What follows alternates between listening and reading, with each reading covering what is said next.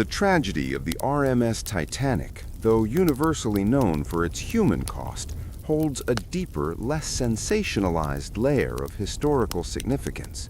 A story not of ice and steel, but of ambition, capital, and the fragile geometry of global finance at the dawn of the 20th century.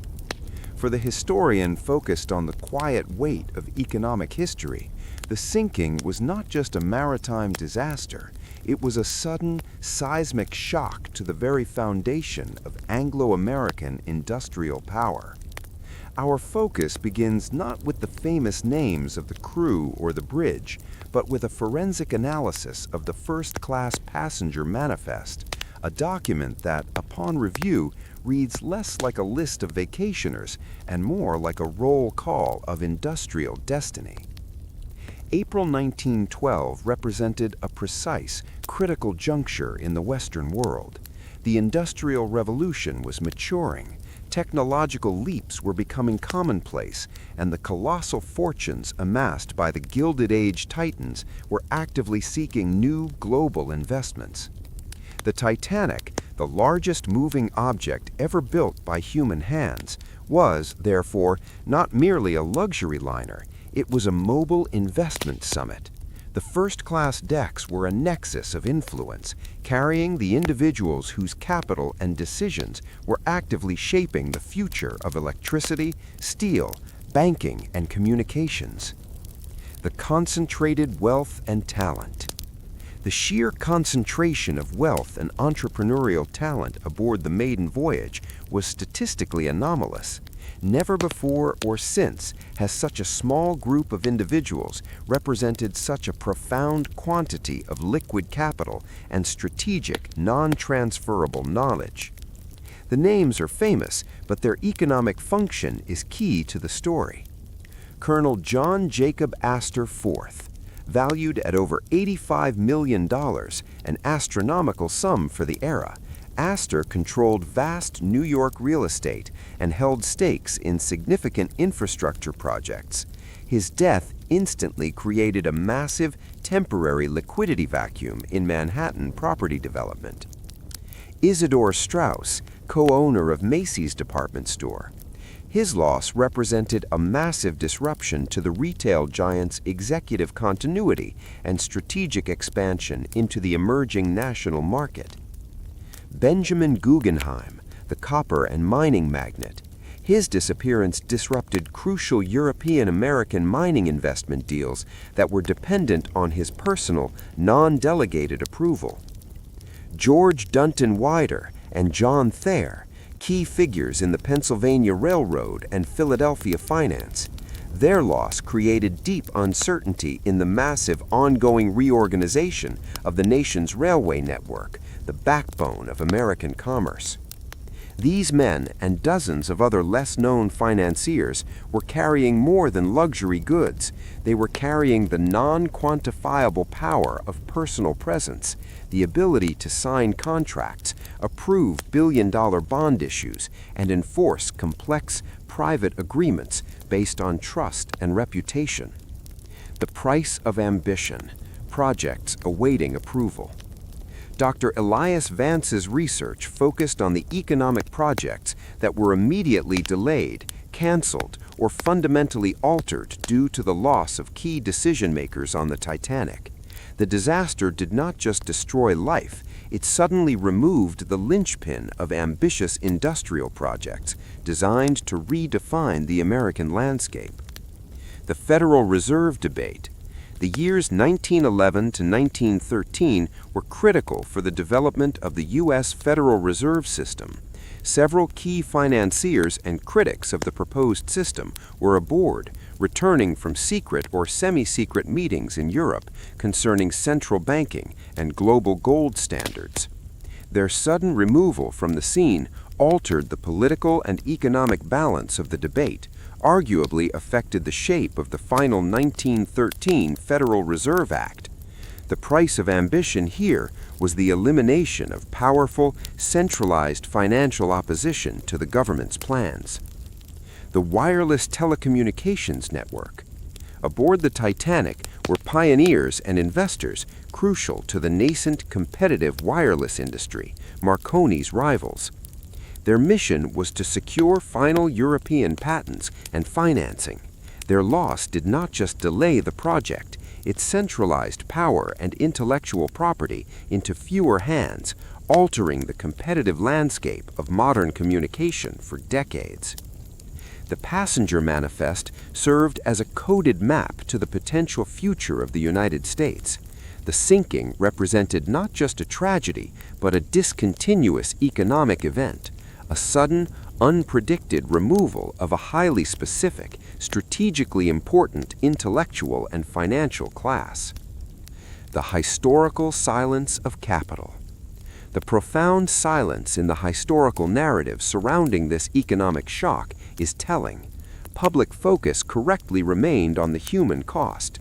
However, the subsequent rapid reorganization of the insurance market, the quiet, frantic work of lawyers to establish executorships, and the sudden, unexplained collapse of certain minor business ventures in late 1912 and 1913 all point to a massive, concealed effort to stabilize the markets.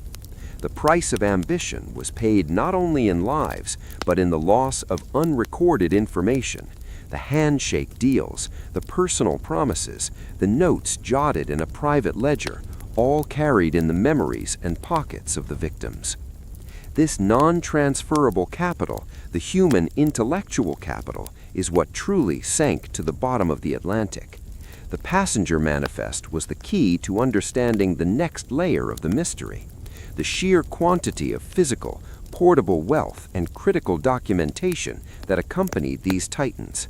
Their ambition required absolute security, leading directly to the ultimate object of our historical curiosity, the invisible cargo of high-value negotiable instruments and the heavily fortified first-class vaults designed to protect the very paper that dictated the flow of global capital.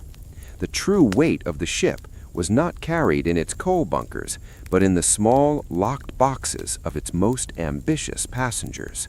The economic significance of the Titanic disaster, already established by the tragic loss of the intellectual and financial capital detailed in the passenger manifest, only deepens when one shifts focus from the people to their possessions. This segment explores the invisible cargo, the high-value negotiable instruments, critical contracts, and financial documents that traveled with the first-class passengers and which constituted a paper trail of immense, unquantifiable value. The popular imagination associates the Titanic's cargo hold with luxury cars, fine wines, and perhaps the legendary jewelry of its wealthiest passengers. Yet, to the banking houses of London and New York, the true loss was abstract. A vast amount of non-specie portable capital that now lay secured, ironically, in the most inaccessible vault on Earth. The negotiable instruments, wealth in paper. In 1912, the global financial system relied heavily on physical paper instruments. The instant transfer of digital wealth was decades away. Financial liquidity, the ability to move money, often rested upon the physical possession of a signed, notarized document. The first-class passengers were not merely carrying cash, they were carrying the instruments of high finance. Bearer bonds. These bonds represented ownership and could be cashed by whoever physically held the paper, the bearer. A massive number of these, issued by railway companies, emerging utilities, and international mining operations, were confirmed to be aboard. Their loss meant their value instantly became void, a massive unrecorded write-off against the assets of the issuing corporations. Stock and share certificates. While records existed in bank ledgers, the physical certificates were proof of ownership. Their destruction complicated estate settlements for decades, forcing global corporations into lengthy and costly legal battles to reissue and validate ownership stakes. Letters of credit and drafts. These were essentially contracts promising future payment. Their loss meant that intricate networks of commercial credit established across the Atlantic suddenly fractured. The value of this invisible cargo was arguably greater than the combined total of all the gold, silver, and jewels officially declared on the manifest. The paper was, quite literally, the financial foundation of numerous industrial empires. The first-class vaults and the geometry of security. The White Star Line, acutely aware of the wealth traveling aboard, provided sophisticated security measures. The ship's main cargo manifest detailed the contents of the general mail and parcel rooms, but there was a parallel, undeclared security system for the first-class passengers' personal valuables, the first-class vaults and lockboxes. These were not simple safes. Located deep within the steward's quarters and immediately accessible to the wealthiest passengers, these vaults were designed by the same engineering firms that specialized in bank security. They featured triple-layered steel construction designed to be impenetrable to contemporary thieves and to withstand fire, though not the crushing pressure of the deep ocean. Unique lock systems, utilizing specialized levers and combination locks that often required unique keys or personal knowledge to operate. Dedicated custodians. The chief pursers and stewards acted as specialized custodians, personally logging the deposit and retrieval of every high-value item, creating a secondary handwritten paper trail that never entered the general cargo manifest. This dedicated, meticulous security system, intended to protect the invisible cargo from human malice, became the perfect mechanism for ensuring its permanent preservation in the deep abyss. The geometry of the safe, its dense, isolated construction, was too successful. The vaults were designed to withstand everything but the end of the world. The missing purser's log. Dr. Elias Vance's research, focusing on the post-disaster insurance claims and internal White Star Line inquiries, identified the ultimate target of the secrecy: the missing purser's log. This logbook, kept personally by the chief purser, recorded the true extent of the wealth secured in the vaults.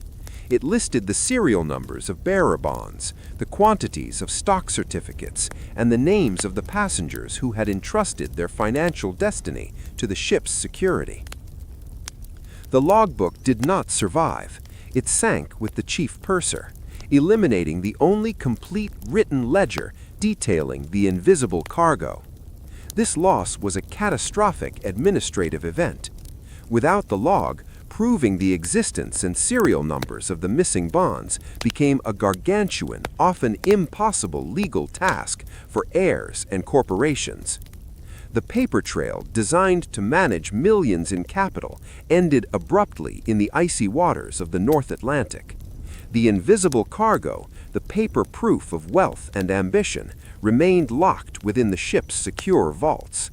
The historical inquiry now shifts to the quiet, determined, and ultimately unsuccessful attempts by early salvagers and insurance adjusters to recover the physical evidence, the ledgers submerged, that would unlock the geometry of the safe.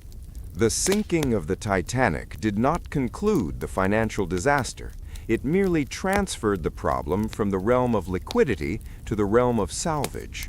The invisible cargo, the high-value bonds, share certificates, and negotiable instruments, was now locked within the first-class vaults, protected by the very security measures intended to guarantee its safety.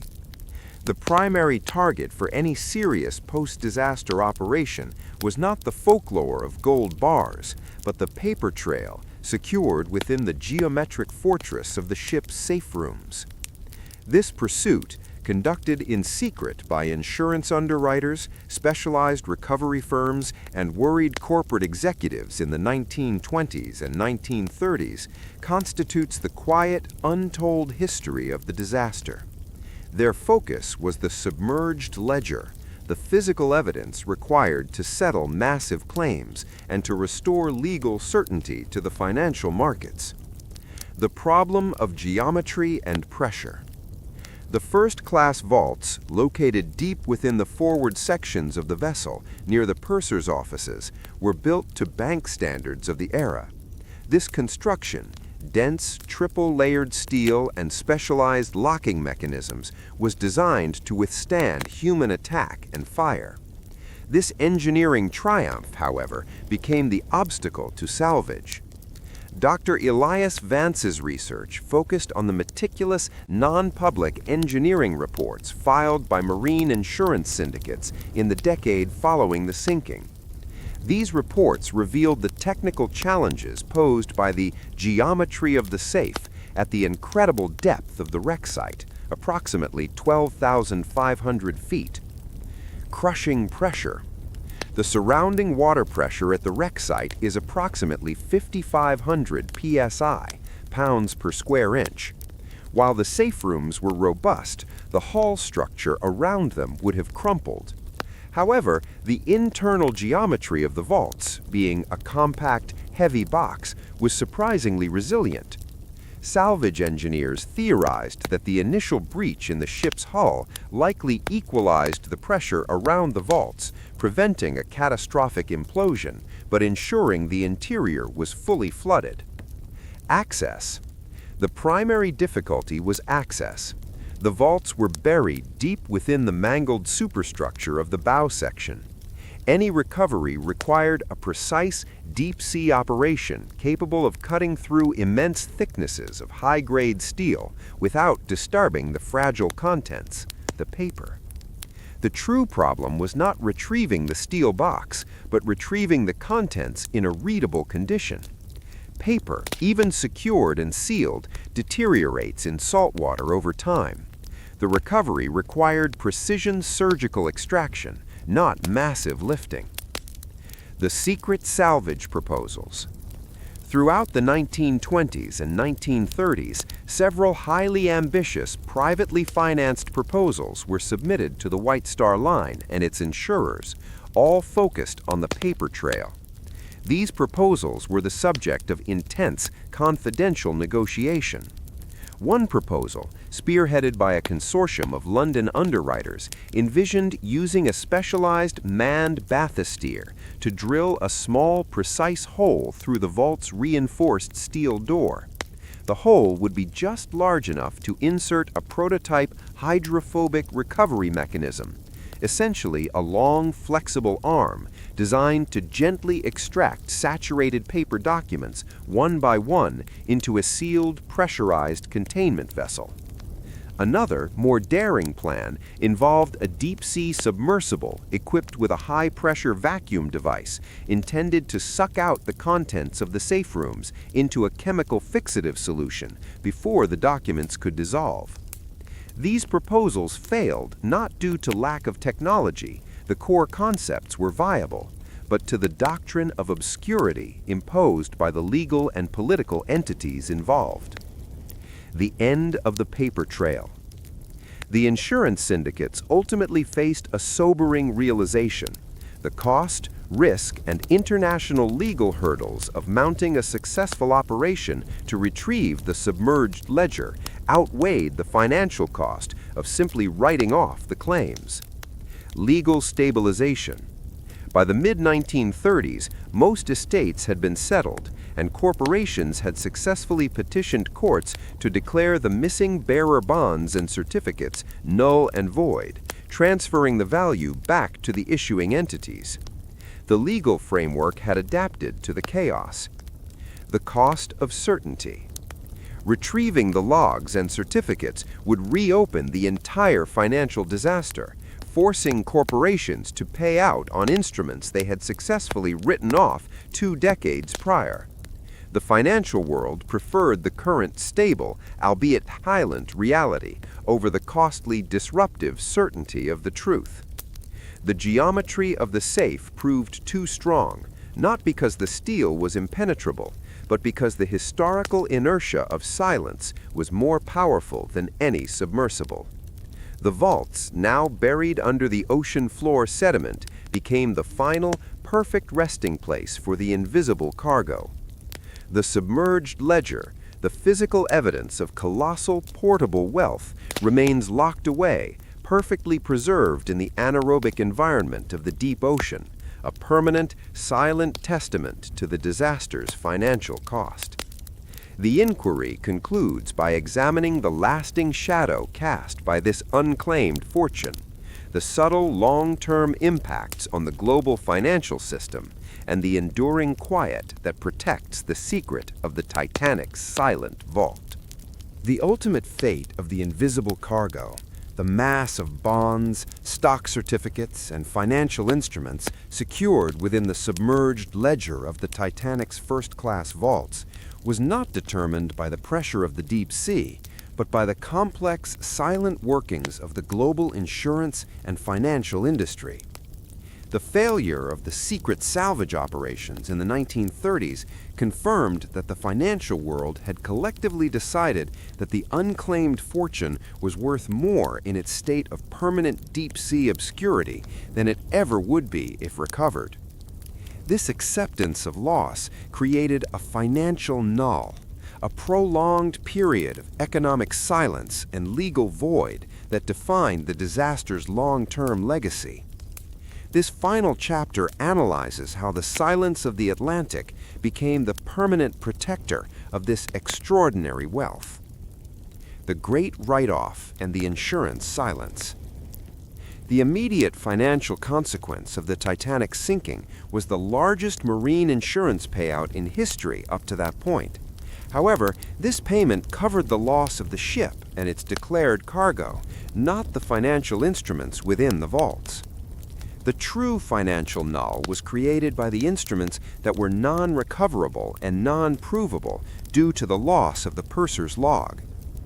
The insurance industry, specifically the powerful syndicates at Lloyd's of London, performed a massive, silent, and highly sensitive operation, the Great Write-Off.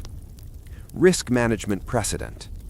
The industry established a precedent that the physical destruction of bearer instruments without documentary proof, the log, rendered them null and void. This decision effectively transferred the wealth from the individual victims' estates back to the corporations that had issued the bonds and certificates. Long-term liability. By maintaining the legal ambiguity, the insurance industry and global banks successfully contained the potential for decades of litigation. Had the submerged ledger been recovered, every settled estate and every corporate balance sheet would have been thrown back into chaos, creating a second wave of financial disaster far more disruptive than the initial sinking. The enduring silence of the deep sea was thus a strategic necessity for global financial stability. The unclaimed fortune, estimated in modern terms to be worth hundreds of millions, did not vanish. It became an unrecorded massive recapitalization event for some of the largest companies in the world, achieved at the cost of the victims' heirs. The legal geometry of the void. The legal void created by the disaster became its most permanent feature. Maritime law, insurance law, and estate law all grappled with the problem of assets that were known to exist, yet were physically and legally unprovable.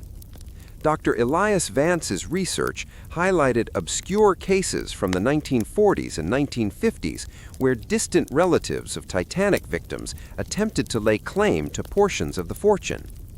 These claims consistently failed on one point: the inability to produce the physical instrument. The evidence was known to be sealed in the deep, but without the physical proof, the legal system treated the wealth as non-existent. This established the geometry of the void. The wealth was physically present, locked in the safe, but legally absent, unprovable without the log. This legal paradox was the final, perfect seal on the secret. The law, like the insurance companies, chose stability over truth. The unclaimed fortune and modernity. The story of the unclaimed fortune does not end in 1912 or 1935. It continues into the modern era of exploration. When the Titanic wreck was finally located and explored decades later, the focus was correctly on preserving historical artifacts and respecting the gravesite. The specific location of the first-class vaults, however, was treated with a unique scientific and ethical reserve. Explorers, often funded by documentary interests, deliberately avoided penetrating the heavily reinforced safe rooms. This modern doctrine of non-interference was partly ethical, but it was also influenced by the enduring, unspoken knowledge that the vaults held nothing of historical significance, but everything of financial and legal toxicity. To breach the vaults is to risk disturbing the financial null, to reintroduce chaos into an equilibrium established over a century. The enduring silence of the Atlantic is the ultimate camouflage. The Titanic is no longer just a wreck. It is the world's deepest, most legally toxic bank vault. The gold, the jewels, and the tangible items are artifacts. The paper, the bonds, and the certificates are still legally charged instruments of wealth. The ultimate conclusion of this historical investigation, as detailed by Dr. Vance, is that the wealth is protected by the sheer, stable pressure of global finance. The unclaimed fortune will remain forever silent, secured by the cold, undisturbed darkness of the deep abyss, serving as a permanent, ghostly reminder of the enormous price of ambition that sank with the great ship. The silence of the ocean is the ultimate perfect guardian of a secret too large for the world to handle.